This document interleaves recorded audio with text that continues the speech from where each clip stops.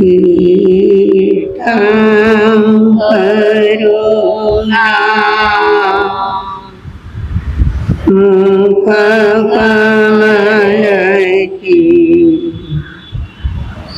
વહેતી નિર્મલ સરસ ગણધર વિશાળ પ્રજ્ઞા સૂત્રરૂપે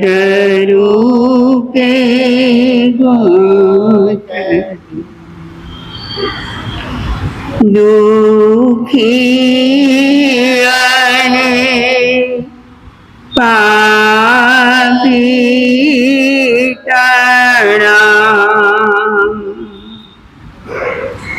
દુઃખ પાપને નિવારતી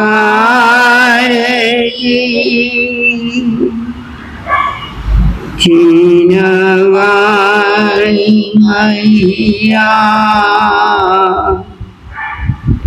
તુજ કૃપાથી થાય મુજની અમલમ જીનવાણી હૈયા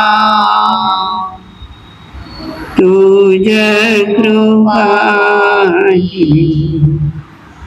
થાય મુજની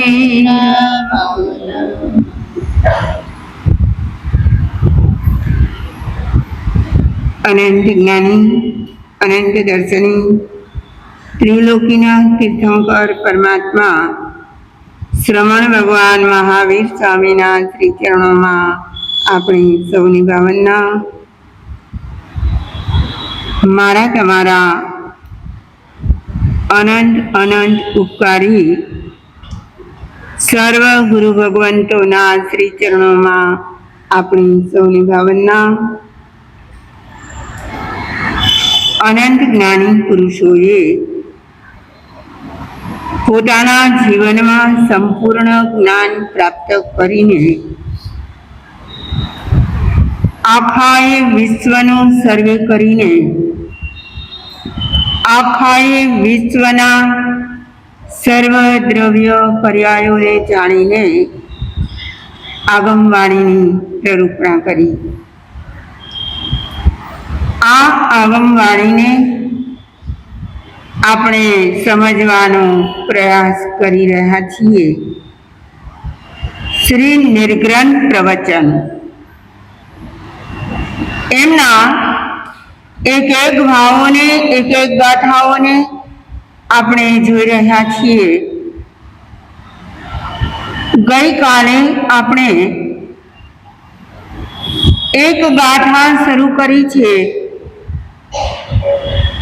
શ્રી ઉત્તરાધ્યાન સૂત્રની ત્રીજા અધ્યાયની ગાથા છે. ચતારી પરમંગાણી દુલ્લહાણી હ ચંતુનો માણુ સત્તમ સુઈ શ્રદ્ધા સંજમમીય વીર્યમ. ગાથાના ભાવ તો શ્રેષ્ઠતમ છે. ચાર દુર્લભ અંગો એમાં બતાવ્યા છે. ચતારી પરમંગાણી, ચાર પરમ અંગો. આ જગતમાં સર્વ જીવોને આ ચાર અંગો મળવા દુર્લભ છે. દુર્લભ શબ્દની વ્યાખ્યા પણ આપણે સમજી ગયા છીએ. એમાંનું પહેલું દુર્લભ અંગ છે માણસત્તમ, મનુષ્યત્વ, માનવતા. માત્ર માનવ દેહ નહીં, પણ એમાં માનવતાનો દીવડો પણ પ્રગટેલો હોય. એવી માનવતા મળવી દુર્લભ છે.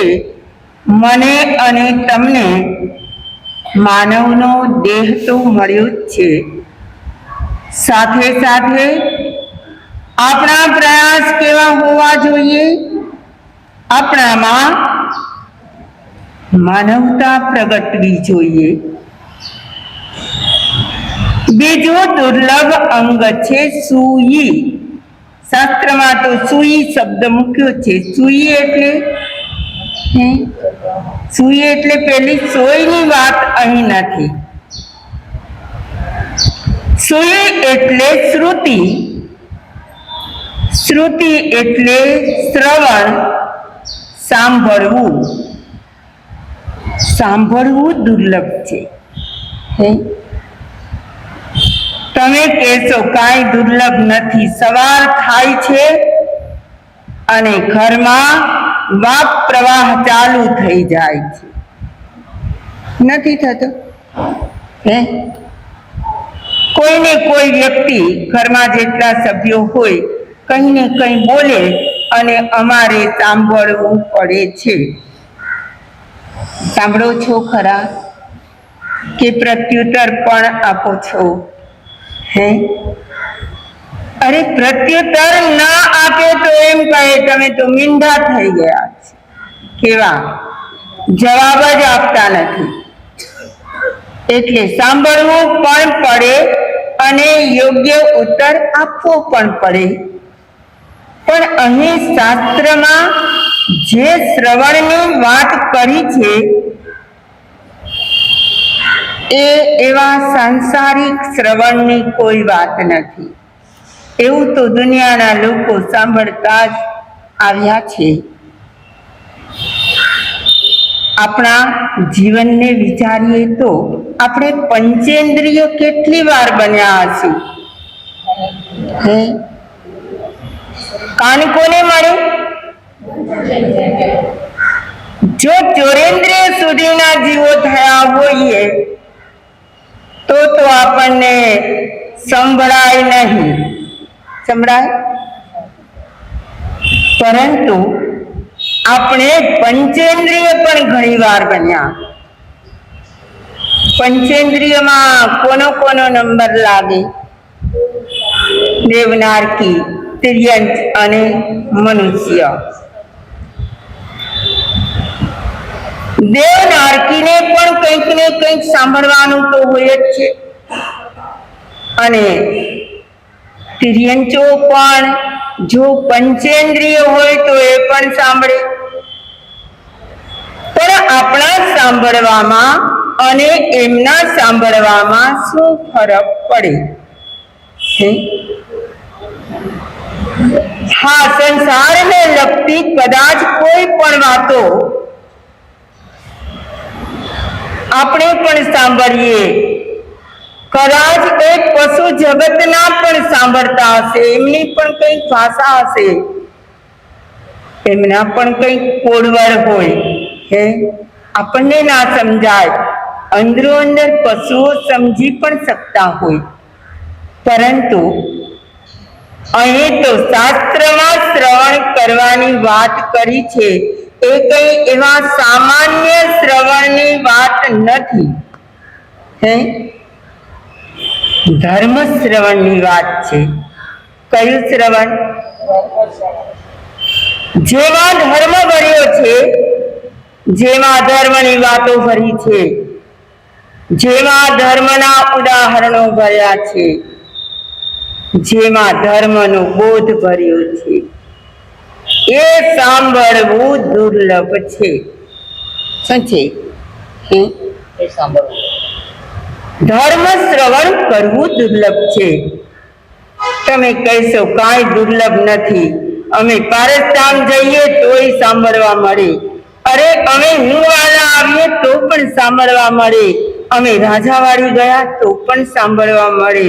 માત્ર ઘાટકોપરમાં જ નહીં, અમે ચાતુર્માસના દિવસોમાં જ્યાં જઈએ, જ્યાં સાધુ સંતો હોય અને એમાં એ 9:30 થી 10:30 નો સમય હોય, તો શું મળે?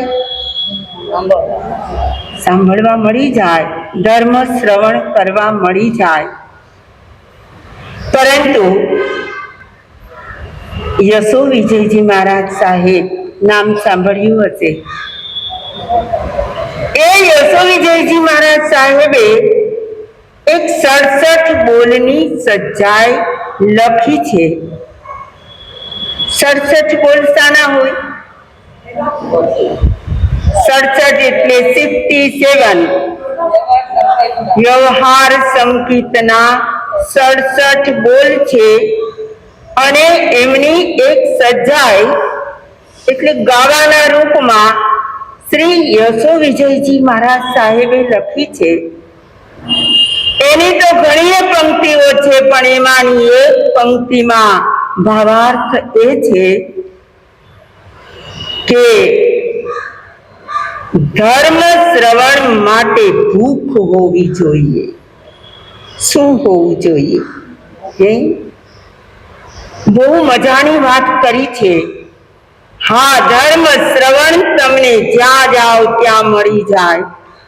કાંઈ નહીં તો તમે ટ્રેનમાં બેઠા હો ને તમારો મોબાઈલ ચાલુ કરો, ધર્મ શ્રવણ મળે યા ના મળે? કેટલી સુગમતા છે આ કાળમાં. તમારા ખિસ્સામાં જ મોબાઈલ હોય, આમ કાઢીને તરત કાને લગાડી દો, સાંભળવા મળી જાય. પણ સાંભળવા મળે એનાથી મારું, તમારું કે કોઈનું કલ્યાણ નહીં થઈ જાય. યશો વિજયજી મહારાજ સાહેબ શું કહે છે? ધર્મ શ્રવણની ભૂખ હોવી જોઈએ. આપણને પેટમાં ભૂખ લાગે અને પછી જમીએ એનો આનંદ હોય. ભૂખ વિનાનું ભોજન તો બહુ સારું ના લાગે. એ તો સમય થાય ને બેસી જવું પડે એટલે બેસી જઈએ. પરંતુ ભૂખ લાગી હોય કકડીને અને તે વખતે જે વસ્તુ આપે ને કેવી લાગે? સારી લાગે, મીઠી લાગે, આવકાર્ય લાગે. હા, જમી લો. પણ એવી ભૂખ આપણને શાના માટે હોવી જોઈએ? ધર્મ શ્રવણ માટે ભૂખ હોવી જોઈએ. આ એક નાનકડું સજ્જાઈનું પંક્તિનું આપણે અર્થઘટન કરીએ છીએ કે ભૂખ વિનાનું ભોજન કેવું લાગે. એવું કદાચ તમને સાંભળવાની રુચિ ન હોય. ભૂખ ન હોય એટલે સાંભળવાનું ગમતું ના હોય. પરાણે કોઈએ લાવીને બેસાડી દીધા હોય તો એ શ્રવણમાં શું ઠેકાણા હોય? યશો વિજયજી મહારાજ સાહેબની વાત તો બહુ વિચારવા જેવી લાગે છે કે ધર્મ શ્રવણ કરવા માટે અંતરમાં એક જિજ્ઞાસા જાગવી જોઈએ. અને એના કારણે થયેલું ધર્મ શ્રવણ, એના એક એક શબ્દો આપણને ગમે કે ના ગમે. ભૂખ સહિતનું એટલે રુચિપૂર્વકનું જો આપણે ધર્મ શ્રવણ કરીએ. હા, તમે આવી તો ગયા હો પણ મનમાં કેટલાક વિચારો સાથે લઈને આવ્યા હો તો પણ એ વિચારો ધર્મ શ્રવણ વખતે પણ શું કરે? તમને એ શ્રવણમાં રુચિ પેદા ન થવા દે. કારણ કે મનમાં શું ઘૂંટાય છે? કેટલાક પ્રોગ્રામ બનાવીને આવ્યા હો, 10:30 થાય એટલે મારે તો ઉઠી જ જવું છે. શું નિર્ણય કરીને આવે કે મારે બીજી કોઈ પણ પ્રવૃત્તિ માટે અટકવું નથી. કારણ કે મનમાં શું લઈને આવ્યા? જ્ઞાની કહે છે તું જે સાંભળે એમાં રસ તરબોળ બની જા. કેવા બની જવાનું? એકાકાર બની જવાનું. અહો પરમાત્માએ કેવી કેવી વાતો કરી છે, અને એ મારા આચરણમાં હજી આવી નથી. ભગવાને કહ્યું હોય એ બધું આપણે આચરતા ના હોઈએ ત્યારે આપણને વિચાર આવે કે આવી ઉત્તમ વાતો છે, પણ હું મારા જીવનમાં શું કરું છું? કેટલીક વ્યક્તિ ચોકસાઈ વાળી હોય સંસારના કામમાં પણ, જે કંઈ એમને સૂચન કરવામાં આવ્યું આ ટાઈમે આમ કરવાનું છે, તો બરાબર એ સમયે એ જ કામ પરફેક્ટ થઈ જાય. બરાબર આવી જ વાત છે. તીર્થંકરો પણ પરોપકારી છે. એમણે જે પણ આગમમાં કહ્યું છે પોતે આચરીને પછી કહ્યું છે કે આવું કરશો તો તમારો ઉદ્ધાર થશે. પણ એ વાતને આપણે તો ઉપરથી જવા દઈએ. ક્યાંથી જવા દઈએ? સાંભળી ના સાંભળી પણ કરી લઈએ. પણ જ્ઞાની કહે છે જો ધર્મ શ્રવણમાં રસ તરબોળ બની જાય તો એ સમયે જ એમના કેટલાક કર્મો ખપી જાય. ના ખપે? તો ધર્મ શ્રવણના પણ ફાયદાઓ છે. આપણે બધા અત્યારે શું કરી રહ્યા છીએ? ધર્મ શ્રવણ કરી રહ્યા છીએ અને એમના ભાવોને પામવાનો પ્રયાસ કરવાનો હોય. તમને ખબર છે જગતમાં સાંભળનારા કેટલા હોય?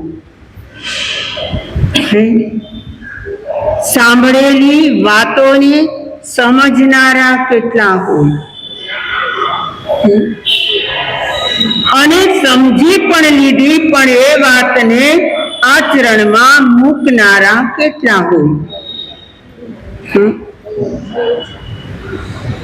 રાજકોટમાં પેલા તો અમને ખબર છે, હમણાંની ખબર નહીં, મોરારી બાપુના પ્રવચન થતા એમ કહે કે લાખ લોકો ભેગા થાય. કેટલા? 1 લાખ લોકો ભેગા થાય.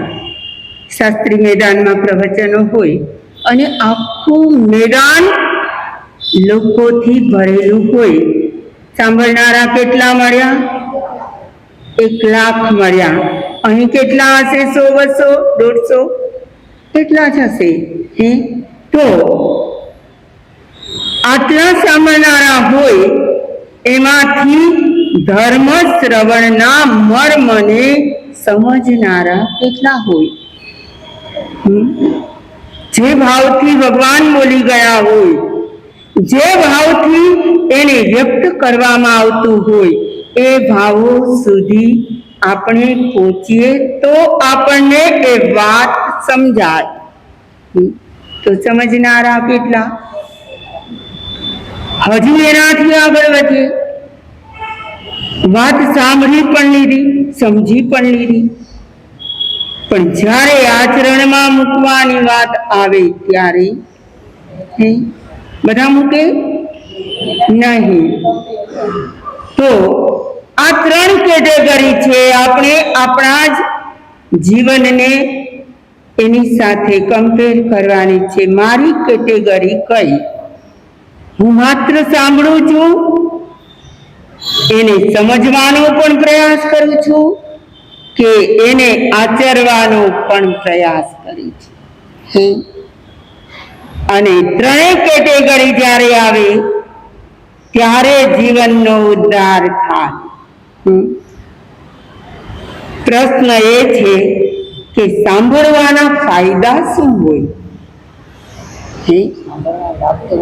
જે આપણે સાંભળીએ છીએ એ સાંભળ્યા પછી આપણને શું શું જાણવા મળે? ઘણું બધું જાણવા મળે. આગમમાં તો એક વાત પણ છોડી નથી. બધી જ વાતના વિશ્લેષણ છે. હે આહા આ પ્રેમ થઈ જવાય આપણા એ પરમાત્મા પર કે જેમણે જગતની એક નાની એવી વાતને પણ બાકાત નથી રાખી. હે બધું જ સમજાવી દઉં, બધું જ કહી દઉં એવા ભાવ સાથે આગમોની રચના થઈ હોય. એના એક એક શબ્દોમાં અનંત અનંત ભાવો ભર્યા હોય, અનંતા અનંતા ગમા હોય, એના અનંતા પર્યવા હોય. અને એના ભાવો સમજવા માટે આપણે ખૂબ એકાગ્ર થવું પડે. શું થવું પડે? એકાગ્રતા વિના એ શાસ્ત્ર સુધી આપણે પહોંચી ના શકીએ. હવે આપણે વિચારીએ ધર્મ શ્રવણ કરવાના ફાયદા કેટલા હોય? તમે કહેશો શું શું જાણવા મળે? અરે ધર્મ શ્રવણ કરવાથી તો સૌથી પહેલા આપણને આપણો આદર્શ શું છે એ જાણવા મળે. આદર્શ એટલે શ્રેષ્ઠતમ જીવન મારું પણ જીવવું હોય તો કોઈકનો તો આપણને આધાર જોઈએ. કોઈકને આપણે આદર્શ એટલે અરીસો બનાવવો પડે. અરીસામાં જેમ આપણું ને આપણું પ્રતિબિંબ દેખાય અને આગમના અરીસા પાસેથી આપણને કેટલા આદર્શો મળે. તીર્થંકરો, ગણધર ભગવંતો, આચાર્ય ભગવંતો, ઉપાધ્યાય ભગવંતો, સંતો અને સતીજીઓ, એ બધાના જીવનમાંથી આપણે કંઈક ને કંઈક ગ્રહણ કરવાનો અગર ભાવ હોય તો જાણવા મળે. શાના માધ્યમથી? ધર્મ શ્રવણના માધ્યમથી. કહે છે શ્રવણ મળવું દુર્લભ છે. હા, દુર્લભ નથી લાગતું. આપણા પુણ્ય યોગે આ 4 અંગોમાંથી 3 તો હસ્તગત થઈ ગયા છે. ત્રીજું પણ થોડું અધકચરું હોઈ શકે. 2 તો મળ્યા છે. કયા કયા? એક તો મનુષ્યત્વ, એ પણ માનવતા આપણે પ્રગટાવવી પડે. અને બીજા નંબરે ધર્મ શ્રવણ. આ 2 તો મળી જાય, પણ એમાં શ્રદ્ધા થાય કે ના થાય? ત્રીજા નંબરે શું આવશે? શ્રદ્ધા થાય કે ના થાય. અને અગર થઈ ગઈ તો પણ એ પ્રમાણે સંયમમાં, તપમાં વીર્ય પોરવવું બહુ કઠિન છે. એટલે એને દુર્લભ અંગો કયા છે. આપણે વિચારી રહ્યા છીએ સાંભળવાથી લાભ શું થાય? એક તો આપણો 1 કલાકનો સમય સરસ રીતે પસાર થઈ જાય. ઘણા લોકો એવા પણ હોય કે ચા પાણી નાસ્તો કરી લીધો, ટાઈમ પાસ, સ્નાન મંજન વગેરે બધી જ ક્રિયા પતી ગઈ, 9 વાગ્યા અને ફ્રી થઈ ગયા. હવે શું કરવું? ચાલો ને ઉપાશ્રય જઈને બેસીએ, 2 શબ્દો ધર્મના સાંભળવા તો મળે. સારી વાત છે. ન્યૂઝપેપરમાં ટાઈમ ગાળવાને બદલે, ટીવી પાછળ સમય આપવાને બદલે અહીં આવવાનું મન થયું, અહીં આવવા માટે પગ ઉપાડ્યો, એ પણ ધર્મનું કારણ છે. કયું કારણ? અંદરમાં ધર્મની થોડીક ભૂખ તો લાગી હોય એટલે એમ થાય કે ચાલો ને આપણે ક્યાં જઈએ? ધર્મ સ્થાનકમાં જઈએ, સંતોની વાણી સાંભળીએ. તો પહેલી વાત તો ધર્મ શ્રવણથી આપણને ટાઈમ પાસ તો સારી રીતે થાય. આ તો એક સામાન્ય વાત કરું છું, પણ એ સિવાય સાંભળતા સાંભળતા કોઈ મહાપુરુષોની વાત એમાં આવી જાય કોઈક એવા સંતોની વાતો આવી જાય તો એમાંથી આપણને પ્રેરણાઓ પણ મળે. શું મળે? મહાપુરુષોના જીવનમાંથી આપણને પ્રેરણા મળે કે એમણે આવું સરસ મજાનું જીવન જીવ્યા, તો આપણે જીવીએ તો આપણને પણ આવા જ લાભ થાય, તો પ્રેરણા પણ મળે. અને ધર્મ શ્રવણથી તો આખા જગતની અંદર રહેલા 6 દ્રવ્યો સમજવા મળે. ના મળે? 6 દ્રવ્યો આખા જગતમાં ભર્યા છે. એ સિવાય છકાયેલા જીવો છે એની સુરક્ષા કરવી જોઈએ, એવું પણ આપણને ધર્મ સાંભળવાથી જ મળે. આપણી લેસ્યાઓ, આપણા મનના પરિણામો ક્યારેક બગડતા પણ હોય, ક્યારેક સુધરતા પણ હોય. ક્યારેક કોઈ વ્યક્તિને જોતા આપણા મનના પરિણામો બગડી જાય, થાય કે ના થાય? તો તેવા વખતે અગર આપણે સાંભળ્યું હોય કે મનના પરિણામોને કલુષિત ન કરવા, તો એ યાદ આવે કે ના આવે? સાંભળેલું જરૂર યાદ આવે. તો મનને વિક્ષિપ્ત થવાનો સમય આવે. વિક્ષિપ્ત થવું એટલે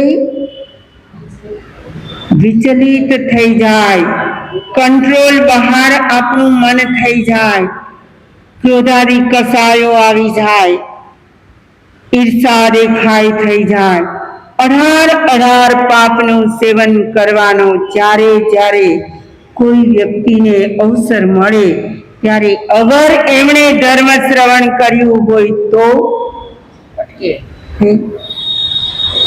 તો વિચારે કે આ તો આપણે કરવા જેવું નથી.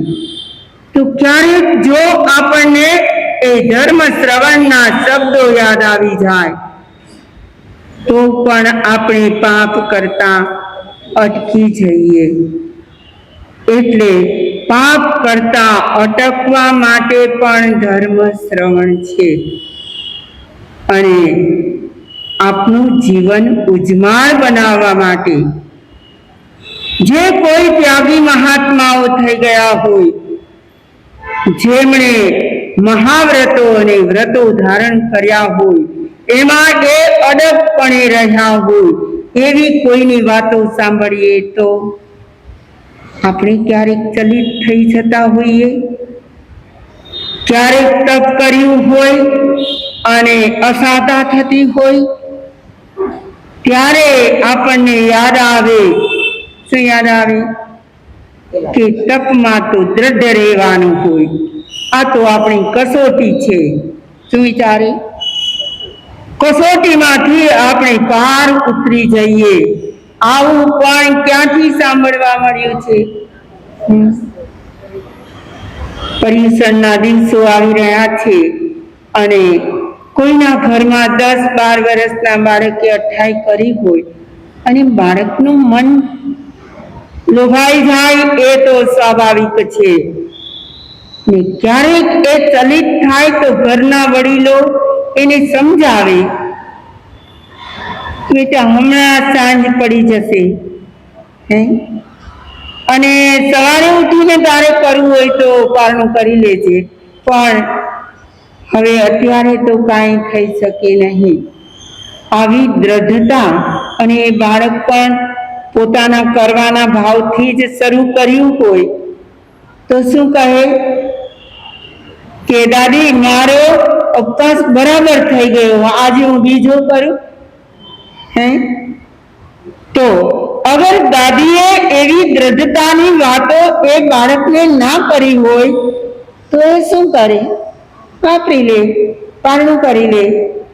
મારે તો એ કહેવું છે, ધર્મ શ્રવણ એક વાર જે કરે એને ધર્મ શ્રવણના ફાયદાઓ તો જરૂર મળે. ભલે ને પેલા અખા કવિએ કહ્યું હોય, સુણી સુણીને છૂટ્યા કાન, તોય ન આવ્યું બ્રહ્મ જ્ઞાન. હે, સુણી સુણીને એટલે સાંભળી સાંભળીને હવે તો અમારા કાન પણ ફૂટી ગયા. હે, આ આખો પોતાના માટે કહેતો હશે કે આપણા બધા માટે કહેતો હશે? સમજાય છે? એ તો આખા સમાજની હિત ચિંતવના કરવા વાળો હતો કે આવું તો કોઈના જીવનમાં ન રહી જાય કે સાંભળ્યા જ કરે, ચીલા ચાલુ જીવન જીવ્યા જ કરે, જીવનમાં કાંઈ ફેરફાર ના કરે, સાંભળેલું ક્યાં ચાલ્યું જાય એ જ ખબર ના પડે. એવું જો સમાજની અંદર દૂષણ હોય તો અખો એ બધાને સજાગ કરી રહ્યો છે. શું કરે છે કે આવું ના કરશો, તમે જે સાંભળો એને અંતઃકરણમાં ઉતારજો. એ જે સાંભળ્યું હોય એનો થોડો વિચાર કરજો, જે સાંભળ્યું છે એને થોડું સમજવાનો પ્રયાસ કરજો, અને જો સમજાઈ ગયું તો તમારા જીવનમાં એ વાતને અમલમાં મૂકજો. અખો શું કહેવા માંગે છે? બ્રહ્મ જ્ઞાન સુધી પહોંચવાનું તો જરૂર છે. અખો શું કહે છે કે હજુ બ્રહ્મ જ્ઞાન નથી આવ્યું. હે, તમે ભલે ને 20 વર્ષથી સાંભળતા હો, તમે ભલે 25-30 વર્ષથી સાંભળતા હો, પણ આપણે આપણું જ ચેકિંગ કરીએ કે શું આપણામાં ફેરફાર થયા. હે, આપણા જીવનના આચરણમાં આપણે કેટલું મૂક્યું છે, અને અગર ના મૂક્યું હોય તો જાગી જવા માટે પણ આ ધર્મ શ્રવણ છે. તેના માટે જાગ્યા ત્યારથી સવાર. સવાર ક્યારે પડે? કોઈ વ્યક્તિ 9 વાગ્યા સુધી ઘસઘસાટ ઊંઘતી હોય તો એને સમજાય કે સવાર પડી ગયું છે? ઊંઘમાં ક્યાં ખબર પડી? જાગીને જોઉં તો જગત દિશે નહીં, ઊંઘમાં અટપટા ભોગ ખાશે. જાગીને જોઉં તો જગત દિશે નહીં. આ વળી એનાથી ઉલટી વાત થઈ. જાગીએ તો ખબર પડે ને સવાર પડી ગયું છે. પક્ષીઓના કલરવ સંભળાય છે. અરે, દૂધવાળા કદાચ ટકોરો પણ મારતા હશે. એ સિવાયના કેટલાક તમારા સાંસારિક કાર્યો શરૂ થઈ ગયા હશે. આસપાસમાં હલચલ ચાલુ થઈ ગઈ હશે. રોડમાં વાહનો ચાલવા લાગ્યા હશે. પણ અહીં તો કહે છે જાગીને જોઉં તો જગત દિશે નહીં. આ કયું જાગરણ હશે? શું જાગવાનું? અંતરમાં જાગવાનું છે. અને તો આપણને આ બધા જગતના અટપટા ભાવો જાણવા નહીં મળે. આપણને આપણું આત્મ સ્વરૂપ જ જાણવા મળશે. અને તો બ્રહ્મ જ્ઞાન થાય કે ના થાય? આપણે ધર્મ શ્રવણનો બોલ ચલાવી રહ્યા છીએ. માત્ર 3 શબ્દો એક વ્યક્તિએ સાંભળ્યા. મારે તમને નામ પૂછવું છે કે 3 શબ્દો સાંભળ્યા અને એનો આત્મા જાગૃત થઈ ગયો. એ કોણ હતા? વાહ, બોલો. ચિલાતી પુત્ર. કોણ? ચિલાતી પુત્ર. હા, એમનું આખું જીવન કહેવા બેસીએ તો આપણી પાસે સમય ના હોય, પણ ચિલાતી પુત્ર નામ લખી રાખો. ક્યારેક ક્યારેક અવસર મળે અને કોઈ સંતોના મુખે, સતીજીઓના મુખે પણ જાણવા મળી જાય. એ પાપી અધમ માણસ હતો. ટૂંકમાં કહું છું, એ પાપી હતો, હિંસા કરનારો હતો. અને હિંસા કરીને એમણે ઉત્કૃષ્ટ હિંસા પણ કરી છે. અને પછી એમાં સફળ ના થયો એટલે જંગલમાં ચાલ્યો ગયો. અને ત્યાં એમણે કોઈ આકાશગામીની વિદ્યાવાળા સંતને જતા જોયા અને સંતે પેલા ચિલાતી પુત્રને જોયો. જુઓ, કોણ કોને જુએ છે એ મહત્વની વાત છે. પાપી અને અધમ માણસ તો સંતને જુએ છે તો એની આંખો પવિત્ર થઈ જાય, પણ જ્યારે સંતની નજર કોઈ વ્યક્તિ પર પડે, કોના પર, ત્યારે તો એનો ઉદ્ધાર થઈ જાય, એનું આત્મકલ્યાણ સધાઈ જાય. પેલા આકાશગામીની વિદ્યાવાળા સંત આકાશમાં જઈ રહ્યા છે, એની પાસે એવી વિદ્યા છે અને એ આકાશમાં ઉડીને એક સ્થળેથી બીજે સ્થળે જઈ રહ્યા છે. એમણે ચિલાતી પુત્રને જોયો અને માત્ર 3 શબ્દો બોલ્યા અને એનું સ્થાન ત્યાંથી પરિવર્તિત થઈ ગયું. એ તો ત્યાંથી ચાલતા ચાલતા આગળ જતા રહ્યા, પણ 3 શબ્દો બોલતા ગયા. જુઓ, પાપી અધમ માણસને પણ 3 શબ્દો કેવા અસર કરે છે. કેટલા શબ્દો છે? કયા કયા? ઉપસમ, વિવેક અને સંવર. અહીંયા સંવરના પચખાણ લખ્યા છે, હમણાં ફ્લેક્સ આડું આવી ગયું છે, પણ સંવરના પચખાણ લખ્યા છે. અગર કોઈ વ્યક્તિ સામાયિક ન કરે તો શું કરે? સંવર બાંધીને પણ બેસી શકે. તો ચિલાતી પુત્રને 3 શબ્દો સાંભળવા મળ્યા. શું અર્થ હશે એનો? ઉપસમ, તું શાંત થઈ જા. એક સંકિતનું નામ છે ઉપસમ, સંકિત. જે પ્રકૃતિઓ તારા ઉદયમાં ચાલતી હોય એ બધાને તું સમાવી દે. કયો ઉદય ચાલતો હતો ચિલાતી પુત્રને? ક્રોધાવેશમાં હતો, હિંસાના વિચાર હતા, એના મનને ક્યાંય શાંતિ ન હતી. પાપાચાર કરનારાના મનમાં શાંતિ હોય ખરી? ન હોય. તમે ક્યાંય કોઈ ચોરનો આલિશાન બંગલો જોયો ખરો? ચોર હોય, હવે મોટા જગ્યા લે છે ચોર લોકો. અચ્છા, એ ચોરની પલ્લીઓ હતી એ વાત જુદી છે, પણ અત્યારના ચોર પણ ઘણા પ્રકારના હોય, ના હોય? તે વખતની વાત.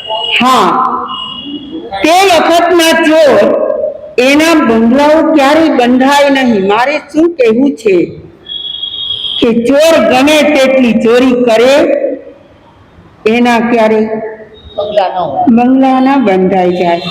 એને તો ભટકતા જ રહેવું પડે, અહીંથી ભાગે ને ત્યાંથી ભાગે ને હું પકડાઈ ના જાઉં. એના મનમાં શું હોય? ઉગ્રતા હોય, વ્યગ્રતા હોય.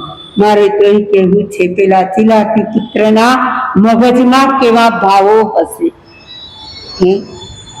અને એ ભાવો સહિત એ ત્યાં ભટકતો હતો. અને એમણે પહેલો શબ્દ શું સાંભળ્યો? ઉપસમ, શાંત થઈ જા. બહુ ગુસ્સો કરતા હોય તો તમે પણ કહો ને, શાંતિ રાખને. ન કહો, વડીલો કહે આપણને કે શાંતિ રાખો. તો મારે તો એ કહેવું છે, પહેલો શબ્દ સાંભળ્યો ઉપશમને શાંત થવા લાગ્યું. જો સાંભળ્યું નહીં માત્ર, એનો એ અર્થ પણ સમજ્યો અને એ પ્રમાણે આચરણ પણ કરવા લાગ્યો. તો ત્રણેય કેટેગરી આવી ગઈ, એ શાંત થઈ ગયો. એટલે બીજા નંબરનો શબ્દ વિવેક. હવે તું વિવેક કર કે કયું જીવન સારું. વિવેક કરવો એટલે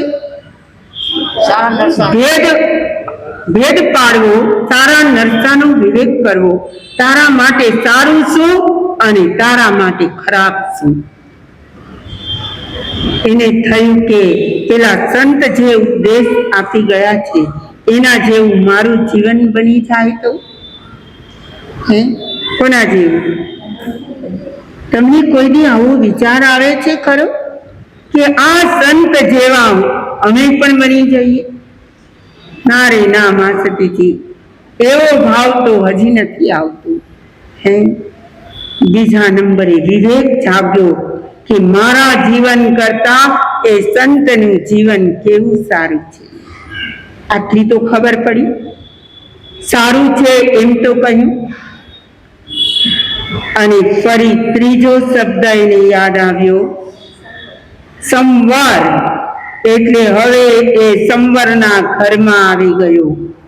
પછી સંવરના કેટલા પ્રકાર છે તમે સામાયિક કરો તો પણ એક જાતનો એ સંવર જ છે. તમે પ્રતિક્રમણ કરો, તમે આશ્રમના દ્વાર બંધ કરો એટલે તમારું સંવર છે. તમે અણુવ્રતો ધારણ કરો કે મહાવ્રતો ધારણ કરો, આ બધું સંવરની ક્રિયા છે કે નથી? સંવર છે.